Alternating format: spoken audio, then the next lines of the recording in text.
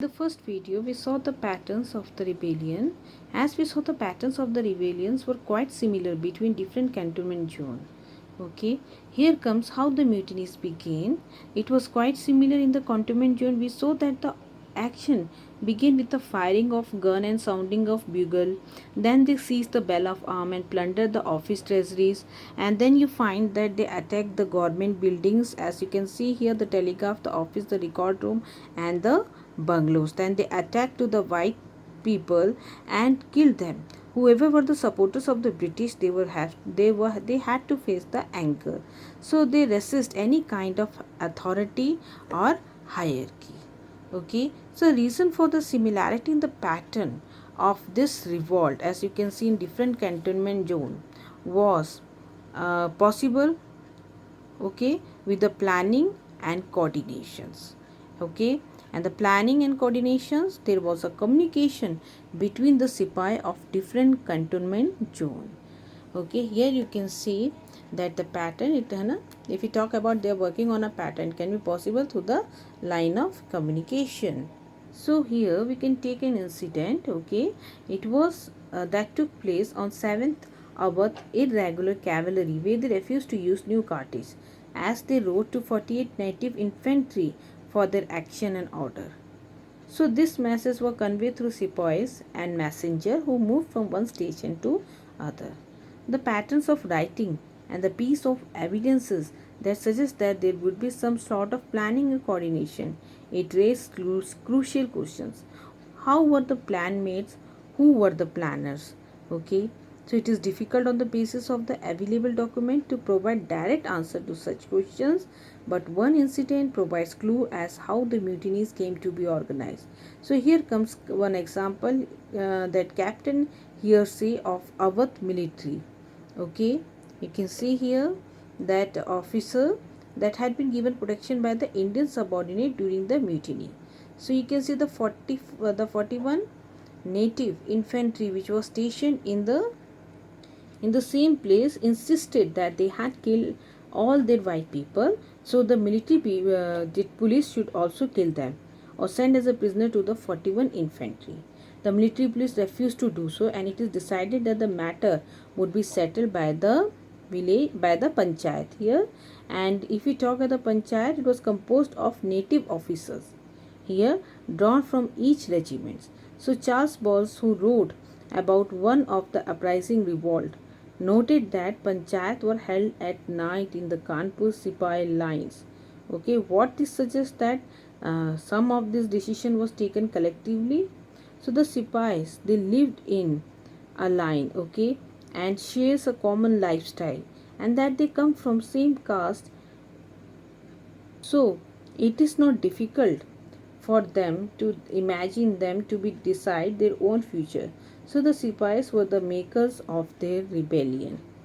Peoples, okay, from different walk of life plunged into the revolt due to their hatred against the oppressive policy of the British center of the revolt. So you know very well that British ruled in India, but this rebel for a short period of time, okay, brings the rule Raj of the Indians and throw uproot of the British for a short period of time. So here you can see one of the first act of the revolt was what? Was the Sipai of Meerut. As we saw, they rushed to Delhi, okay, to the Mughal Emperor court to accept the leadership of the revolt. So Bahadur Shah's first reaction was one of such, you can see, one of the horror and rejection. It was only when some Sepoy moved into the court, okay, within the Red Fort in refused to obey the Mughal court etiquettes, that the old emperor really realizing that he had very few options agreed to be the nominal leader of the rebellion. So similar scenes were enacted at some places. You can see here on the minor scales in Kanpur, you can see Nana Sahib, the successor of Peshwa Baji Rao, was made the leader by the people and the sepoy. Then comes Jhansi Rani Lakshmi Bai, okay, assumed the leadership of uprising. So was Kuwar Singh, okay, of local Jamidar in Ara in Bihar, And in Awadh you can see the Nawab Wajid Ali Shah. He was displaced by the Britisher and they annexed the state. The memory was still uh, fresh in the mind of the people. Okay, so here they come to know that British rule failed in Lucknow, so they made Birjis Qadir. Okay, here the Birjis Qadir, son of uh, or you can see son of Wajid Ali Shah or young son of Nawab as their leader. So here come, not everywhere were the leaders people of the court, Ranis, Raja, Nawab and Talukdar, and often the masses of the rebellion was carried by the ordinary men and citizens. Okay, so in Awadh you can see a fakir. Okay, a fakir had appeared riding in on elephant and that the Sipai were visiting him frequently. Even in Lucknow, after the annexation of Awadh, there was religious leaders and prophets who preached the destructions of the British rule. In other places also there was local leader who emerged, okay, peasants, jamidar and tribal to revolt.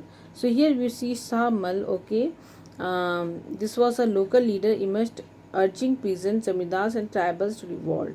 So Shah Mal mobilized or organized the villager of Pargana Barot in UP and the tribal cultivator, here you can see of the Singhbhum in Chota Nagpur, okay, became a rebel leader of the Kol tribals in the region. So here we saw two revolts or rebels of 1857, which we first talk about the Shah Mal, okay, who lived in a large village in Pargana Badot in UP. So here you can see that he belonged to the clans of Jat cultivator. So if we about the same community, okay, they were extended over this Chorasi village. If we talk about this same community, they were extended over Chorasi Desh or 84 villages. Okay, so the land in this area was irrigated and fertile with rich dark loam soils. Many of the villages were prosperous and saw the British land revenue system as oppressive. Okay, the revenue demand was high and its collection system was very rigid. Okay, as a result they were losing their land to outsiders, to traders, moneylenders who were coming into the area. So Shah Mal organized the headmen and cultivators of 84 villages moving at night from village to village. Okay, then start urging the people to rebel against the British. As in many other places, the revolt against the British turned into a general rebellion. So you can see against all sense of oppressions and injustice. So what was the step taken by the Jat against the British? Here you can see cultivation, and they cultivated, they left their field and plundered the house of moneylender and traders. Whoever had possessed their land they had lost, put their possession again in their land. If we talk the Shah Malhi, men attacked government building, destroyed the bridge over the rivers, dug up the metal roads, okay, partially to prevent the government forces from coming into the area. So you can see the bridges and roads were seen as the symbol of British rule. So they sent, so here you see they sent supply to the sepoy who midnight in Delhi and stop all official communication between British headquarters and Meerut, as destroying the telegraphic office, the landline routes. Okay, so Raja Shah Mal took over the bungalow of an English officer and he turned it into a hall of justice, settling disputes and provide judgment. So he also set up amazingly effective network of intelligence. So here you can see that for a short period of time that the area now free from Firangi Raj and their Raj had come. Let's have a look on the another revolt, Maulvi Ahmadullah Shah. So he played an important role in 1857. Educated in Hyderabad, he became a preacher when he was young. He was seen moving from village to village preaching what? Preaching jihad, religious war against the British and urging people to rebel. He moved to a palanquin with a number, you can see, with the drum beaters in front and followers at back. That's why he is called Danka Sahib, Maulvi with the drum. So British official got panic, as you can see he was having thousands of followers, okay, who were following Maulvis, and many Muslims began seeing him as a inspired prophet. When he reached Lucknow in 1856, okay, you can see he was stopped by the police for preaching by in the city. In 1857, he was jailed in Faizabad. When released, he was elected as by the mutinous, you can see 22nd Native Infantry, their leader.